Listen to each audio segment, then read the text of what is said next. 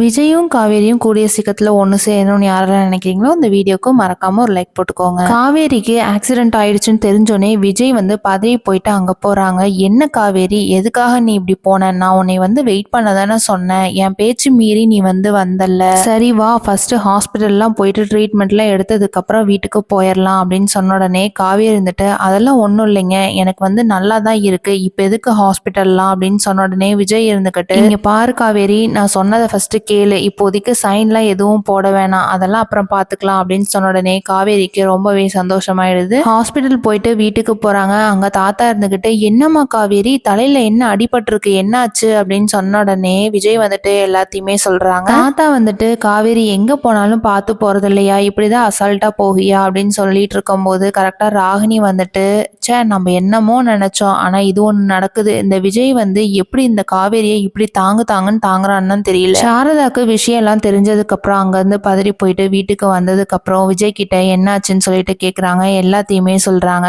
காவேரி பயங்கரமா பிடிச்சி திட்டுறாங்க. உடனே விஜய் கிட்ட இருந்துகிட்டு, மாப்பிள்ள, நான் என் பொண்ணு என் வீட்டுக்கே கூட்டிட்டு போறேன், அவளுக்கு உடம்பு சரியானதுக்கு அப்புறம் நாங்களே கொண்டு வந்து விட்டுறோம் அப்படின்னு சொல்றாங்க. அதுக்கு விஜய் இருந்துகிட்டு, இல்லைங்க அத்தை, நாங்களே பாத்துக்கிறோம் அப்படின்றாங்க. இதனால காவேரி என்ன முடிவு பண்ண போறாங்கிறத வெயிட் பண்ணி பார்க்கலாம். தேங்க்யூ.